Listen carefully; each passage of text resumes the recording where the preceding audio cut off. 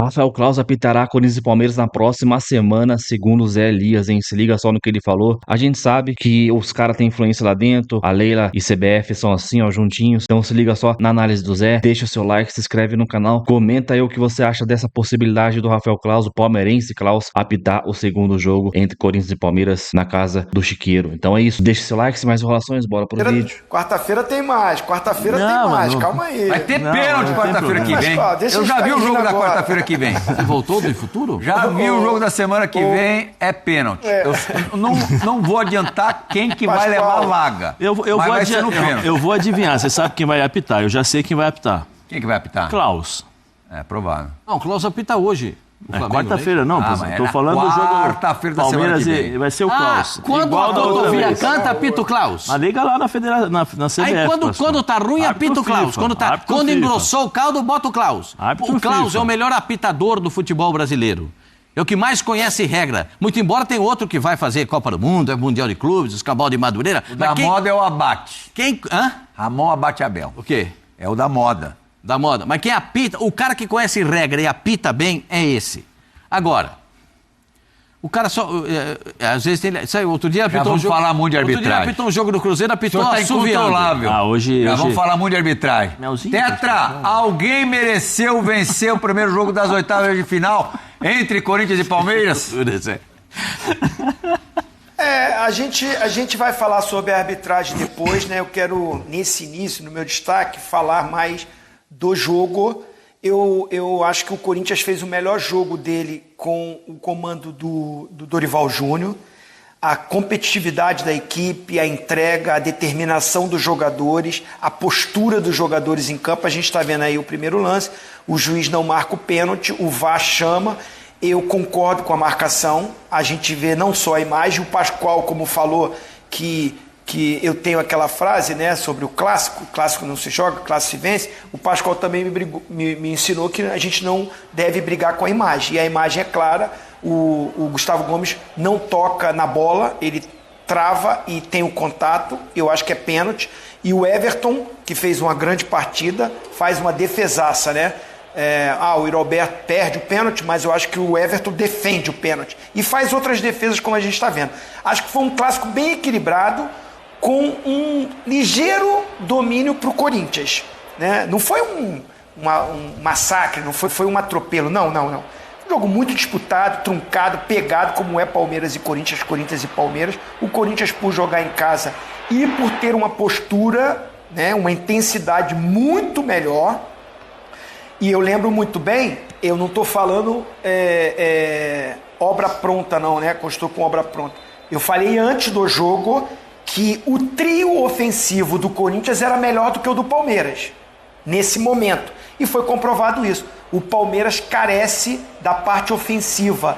O Palmeiras tem uma defesa forte, um meio-campo bem organizadinho, que marca muito, mas quando chega na fase final está com muita dificuldade. E olha que teve algumas chances, né? Mas Facundo Torres, Vitor Roque, foi o Sousa onde que jogou, e a própria chegada do Maurício, acho que o Garro não fazendo o seu melhor jogo, mas o Memphis bem, o Roberto ajudando muito, se movimentando muito, com a chegada dos laterais, principalmente do Mateuzinho, vi um Corinthians um pouco melhor ofensivamente.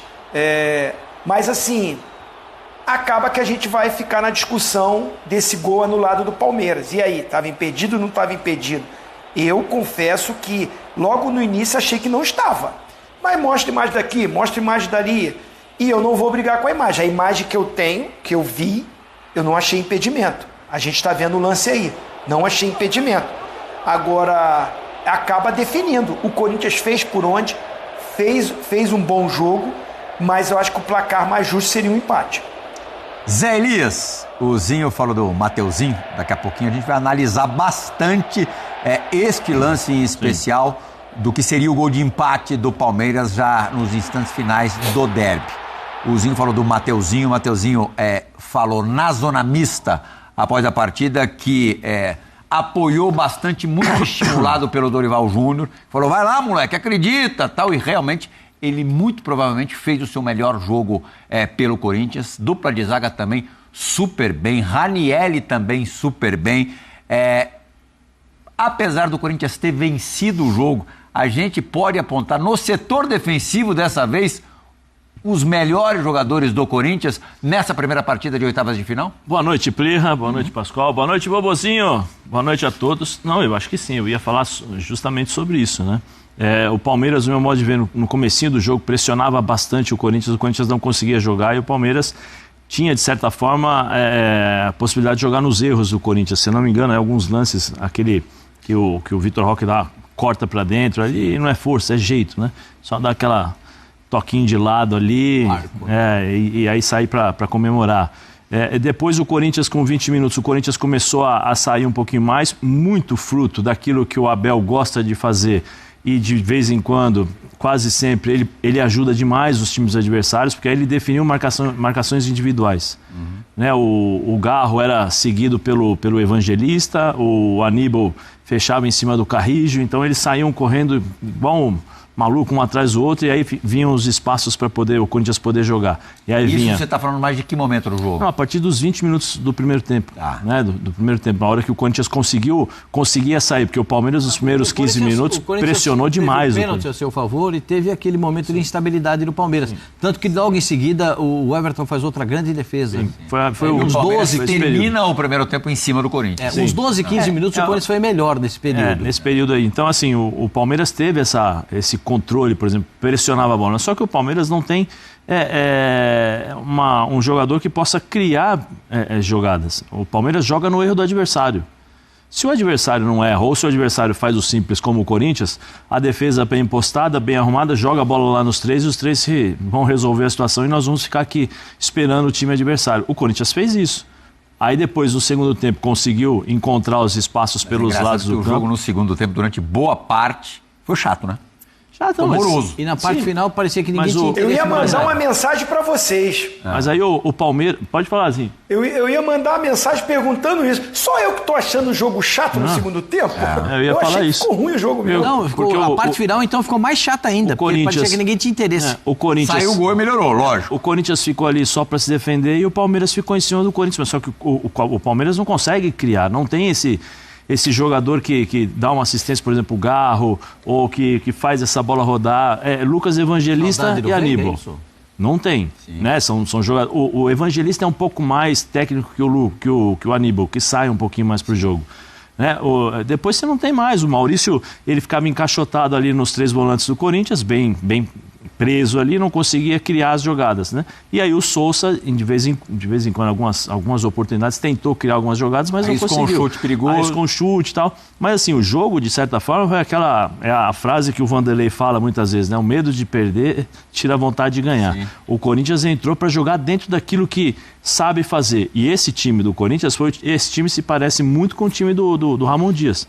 Time aguerrido, marcação forte, contra-ataquezinho, uma bola parada, faz 1-0 e depois se defende para poder jogar no contra-ataque. Foi assim que conseguiu, de certa forma, criar algumas oportunidades. Mas é um jogo, nós estávamos falando antes do jogo, é um jogo de pegada, de rivalidade. O árbitro tem, no meu modo de ver, foi impedimento, não foi impedimento no gol do Palmeiras, para mim foi gol normal. Como a gente até falei aqui, né, sobre algumas pessoas falando sobre, mas não foi falta do Gustavo. Foi. O Gustavo perde o tempo. Então vamos começar a falar de arbitragem por esse lance, o lance que originou o pênalti do Corinthians. O Gustavo perde o tempo porque ele estava já esperando a bola passar e aí quando ele não vai travar, ele não trava o Memphis. Ele não trava o Memphis, porque se ele vai travar, se ele fosse realmente de fato travar o Memphis, ele iria no pé, não na perna. Se vocês observarem, ele vai direto na perna. Eu sei porque eu sou defensor, eu fui defensor a vida inteira e a gente entende como funciona a cabeça do defensor. Né? Ele não vai em momento algum para travar, porque se ele vai para travar, ele trava no pé, no chute. E ele não fez isso, ele foi direto. Tanto que se uma falta, né, se essa falta fosse fora da área, provavelmente ele teria sido expulso, porque ele não vai para travar. Você acha que era para expulsão? Se fosse fora da área, porque tem aquela lei da compensação, já está dando pênalti. A dupla punição, né? Tal. Mas é o que eu estou falando, se fosse fora da área, isso aí era falta para expulsão. Né? Eu não tenho dúvida. Até porque a imagem mostra onde ele colocou o pé. Não foi... Você estava chutando, só você imaginar, eu estou chutando, eu venho e te travo no meio da canela. Não vou no pé, no meio da canela. Nós já vimos vários e vários lances assim, e é natural. Agora, o juiz, eu acho que perdeu a mão, inverteu muitas faltas. Tem uma falta do Ranieri no Vitor Roque no finalzinho ali, foi falta. Como teve uma falta também, eu não sei em qual jogador do Corinthians, que eu não me lembro, peço perdão, não me lembro, que também foi falta e ele não deu. Né? Então, assim, tem muitas coisas para nós discutirmos em relação à arbitragem. Agora, eu queria colocar um pontinho aí de interrogação na história o Corinthians. Nós já sabíamos que ia fazer isso. Agora, o Palmeiras, o Abel está fazendo sempre a mesma coisa, né? Por exemplo, ontem ele poderia deixar o Vitor Roque, coloca o Lopes, tira o Facundo. O que o Facundo fez? Só para a gente não perder a linha aqui, depois a gente volta a analisar os times, o lance do pênalti ainda, Pascoal. Para você, alguma dúvida? Não, foi penal. E você acha que a punição do Gustavo Gomes tinha que ser amarelo como foi ou vermelho?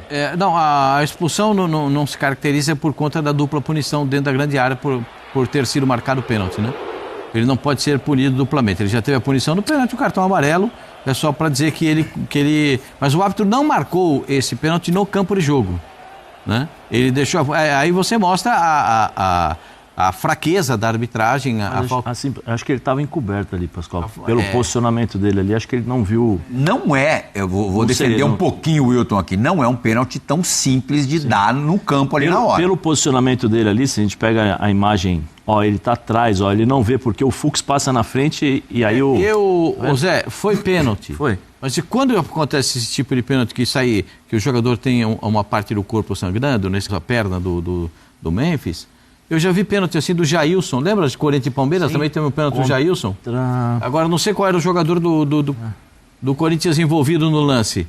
Que o árbitro marcou o pênalti e disse pro Jailson: olha, você tirou sangue da perna do jogador. Mas tirar sangue da perna do jogador, o Jailson, mas... O René. O René. Naquela jogada eu entendi que não houve nada, mas tudo bem, cada um pensa de uma forma a respeito de futebol. Para mim, foi pênalti. Foi pênalti. O Yuri Alberto bateu mal e facilitou a vida do goleiro do Palmeiras para fazer a defesa. Uhum. Zinho, sobre o pênalti também a gente queria a tua opinião.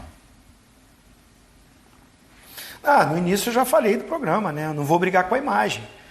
Há um contato, né, do Gomes com o Memphis, né? E no mesmo momento ele toca na bola.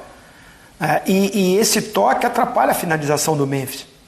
Muita gente, ele bateu, assim, já tocou na bola. Não. O contato é no mesmo tempo que ele bate na bola. Então, ele atrapalha o atleta numa finalização ao contato. Aí tem que ver essa intensidade, se é para expulsão ou não. Eu estou com o Pascoal, acho que o amarelo está de bom tamanho ali. Por mais que a imagem é forte, né, aquele corte e o meião rasgado. Mas para mim, pênalti. Pênalti claríssimo, aí o VAR acerta em chamar para que ele possa rever o lance e tomar a decisão exata. Eu acho que eu também marcaria pênalti. Sabe quem era o VAR, meninos? O Braulio. Que dupla, hein? O Wilton no campo e Braulio na cabine é certeza de meleca. O Braulio tem vários. Mas aí tem especialistas, hein, gente? Vamos ouvir o VAR? Mas aí na minha visão eles foram bem nessa. Não, no pênalti eles foram muito bem. Sim, no pênalti sem dúvida muito bem. Estou falando já do lance o contexto geral crucial da partida ali do gol do Palmeiras impedido. Quer falar alguma coisa a respeito? Não, eu continuo achando que para mim era pênalti. Era vermelho. A intensidade, qual é a intensidade? É quebrar a perna do jogador? E aí, se fosse ao contrário, Corinthians e Palmeiras, eu estou falando e eu já brigo isso aqui há um bom tempo. Quem acompanha o meu trabalho sabe. Qual é a intensidade? É média, moderada? Mas então é o árbitro quem julga. Sim, eu sei, Pascoal, mas o que você mais escuta dos comentários dos árbitros, a intensidade moderada. Qual é a moderada? A intensidade forte é quebrar a perna? Você precisa entender, primeiro, o mecanismo do lance, onde existe maldade, onde existe um jogo duro, jogo leal, mas duro, e a maldade, a intenção. Porque, foi moderado, mas e a intenção? Essa que você tem que julgar também, a intenção do que você vai fazer. Eu posso ir devagar, e o cara vem chutar, eu levanto a perna aqui. Tinha um especialista chamado Niko Kovac, que é o treinador do Dortmund.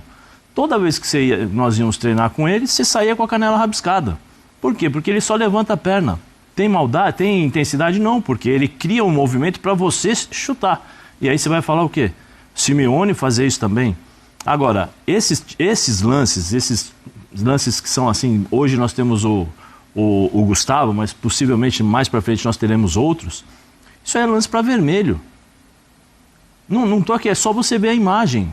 É só você ver e depois, analisando devagar, pausadamente, como foi feito agora, vocês viram, e eu falo de novo, se um lance desse fosse fora da área, seria o quê? Mas aí não seria pênalti. Peraí, Pascoal, mas eu não tô falando de punição, Pascoal. Não tô falando de dupla punição. Eu tô falando a regra fala em punição excessiva. Então tá bom. Então assim, quebra a perna do Memphis ou quebra a perna de outro jogador, porque é pênalti.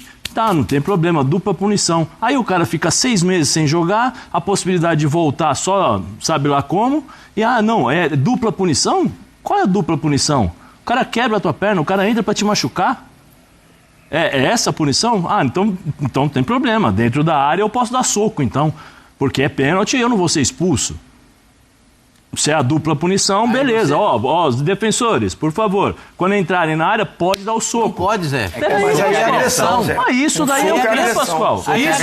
Isso aí é o quê, Pascoal? Ainda tem uma disputa Pascoal, ali. Mas isso aí é o quê, Pascoal? Tem uma disputa, não, Pascoal, não tem disputa. Você acha que o Gomes fez não tem o mesmo efeito de um soco na cara? Lógico que tem. Lógico que tem. Existe maldade ali. Não, Ozinho, não. Onde tá a disputa? Na bola ou na canela? Na bola ou na canela? Eu acho que, assim, no lance de câmera lenta, você pode até ter essa interpretação que o Zé está tendo. Ele tem o direito dele. Eu vejo assim, quando solta, eu vejo o primeiro objetivo do Gomes ir para a disputa, mas ele chega atrasado. O Memphis é mais rápido. E num lance de futebol, a velocidade, né, que tem hoje em dia, ainda mais hoje em dia, esses contatos acontecem. Se esse lance é com o Memphis com a perna no chão, aí é uma atitude mais temerária mesmo. Temerária não, né? Você leva o seu companheiro de posição a um risco maior, porque a perna no chão, então isso poderia gerar o cartão vermelho. Pelo menos foi o que o Simon, eu aprendi com ele isso, né? Como essa bola é no alto, né? É uma jogada temerária e por isso que ele foi para o cartão amarelo. Não estou nem falando por dupla punição, não. Eu estou falando mais o lance do jogo. A perna no alto caracteriza isso, essa ação temerária do Gomes, e eu não vejo ele com a maldade de querer ir só direto no atleta. Ele perde esse tempo, erra a bola mesmo, a visão que eu tive, né? E aí ele tem o contato, merece o cartão, sim, para mim amarelo, e pênalti muito bem marcado. Pascoal, você aqui, o fato do meião ter sido rasgado e do Memphis ter se machucado ali, sofreu um corte ali da trava da chuteira do Gustavo Gomes, influenciou a decisão da arbitragem? Não, acho que isso não, porque eles não, daquele lance do Jailson, né, esse lance eles nem tocaram nesse assunto, né? Foi o assunto da penalidade. Para mim foi pênalti. É temerário, é imprudente, mas eu acho que tem uma disputa, Pascoal. Aí. Tem uma disputa. Aí não tem disputa. A perna, vejam bem, desculpa, eu vou explicar porque eu fiz muito lances assim e eu sei aonde é a disputa e aonde não é. Presta atenção na perna esquerda dele. Quando a bola está chegando antes do chute, ele inverte o movimento dele. Ele não vai na bola, ele sabe que ele está atrasado e ele vai na perna do Memphis. Volta um pouquinho que vocês vão ver. Aí já dá para ver. Não, mas agora, a perna tá aqui, ele direciona a perna dele para a canela do Memphis. Dá tempo disso tudo? Lógico que dá. Olha lá, ele direciona porque ele perdeu, e ele fecha. Tem uma outra situação que eu acho o movimento, que também tá vendo? Contribui, né? Ele fecha o movimento, você tá vendo? O Gomes, ele é destro, hein, Zé? Pode falar, Zé. O Gomes, ele é destro. Ele vai com a perna esquerda e o movimento dele você vê que é meio torto, né? Ele vai meio desajeitado para a jogada, chega atrasado, por ser canhoto, erra a bola, né? Não tem esse contato na bola, né? A coordenação do cara com a esquerda não é a mesma. Por ser também destro, não pode coordenação, É só olhar onde ele coloca o pé. Eu não vi que assim, ele larga a bola para atingir. Vamos para o nosso experimento. Vocês três já falaram aqui, mão da disputa. Vai lá. Vocês três já falaram aqui por cima que consideraram o gol do Palmeiras legal. De qualquer maneira, vamos ver de novo o lance e depois, a exemplo do que aconteceu no lance do pênalti, nós vamos também ouvir a cabine de VAR com o Wilton. Vamos primeiro ver o lance, Fabrício. Já está na agulha. Assim, à primeira vista, e mesmo vendo as primeiras repetições, os primeiros replays, em nenhum momento, Pascoal, eu imaginei que esse gol pudesse ser anulado. Já assim, sem auxílio de tecnologia nenhuma, só no olhômetro. Quando nenhum jogador do Corinthians reclamou a respeito de posicionamento de nada, né? Nem a torcida do Corinthians reclamou de nada. O equívoco começa porque a falta é batida para trás e na hora de ajeitar a bola, tá vendo? A bola já está em movimento. E quando você colocar o VAR, vai ficar muito claro. Que ele vai falar, volta. Você diz o frame ali captado. Vai. E aí o frame faz toda a diferença, porque é o movimento do braço, é o movimento do corpo, e isso faz toda a diferença. No meu entendimento, não houve o impedimento, mas é o meu entendimento. O Braulio não levou, nesse caso, o lance da bola já em movimento. Por isso que eu disse que uma criança de 9 anos no Atari faz melhor do que esses caras no VAR. Então, antes de você for a análise do pessoalzinho, o Zé Elias e o Pascoal, mano, vocês têm dúvida que é o Klaus que vai apitar o segundo jogo? Alguma dúvida? Talvez, muito talvez o Daronco, mas eu acho que vai ser o Klaus. Quase todo jogo, assim, todo clássico é o Klaus. Às vezes eles dão um pouco de molho, mas volta, é sempre o Klaus. E todo mundo sabe que ele é palmeirense, mano. O Rafinha, na época que jogava pelo São Paulo, falou que o Klaus é palmeirense, os caras conhecem muito. Eu vi também, tem um vídeo de um ex-árbitro falando que o Klaus é palmeirense. Todo mundo sabe como eles convivem ali, né? Eles sabem o time um do outro aí, dos árbitros. Então, cara, não duvido nada que será realmente ele. Jogo semana que vem, cara, a pressão na arbitragem vai ser a semana inteira. Os caras falando isso aí a semana inteira, sendo que o pênalti foi, o impedimento foi, mas os caras vão fazer a semana inteira pra pressionar o árbitro do jogo. Mano, se liga só porque vai ser complicado lá, hein? Vai ser complicado. A gente vai ter que ser muito inteligente. Vamos ver como que o Dorival vai armar esse time. Eu espero que, cara, o Corinthians é complicado no segundo tempo, porque os caras parece que morrem no segundo tempo. E não é só preparador físico, não, cara. Eu acho que tem muita questão de alimentação, questão cara, o cara dormir bem. Assim o cara vai ter um rendimento melhor no segundo tempo ali, um físico melhor. O Carrilho, por exemplo, cara, parece que ele largou. Você vê que, cara, ele tá errando passe ali de meio metro, de 1 metro, errando domínio. Teve uma bola que ele foi dominar, a bola veio no alto, ele foi dominar, ele perdeu no seu reflexo da bola, a bola bateu na mão dele e saiu pra linha lateral. O Carrilho narrava um passe ano passado, no início desse ano também. Agora, e os caras falam que direto ele tá embalado em festinha, dia de jogo ele tá embalado em festa. Complicado demais, cara.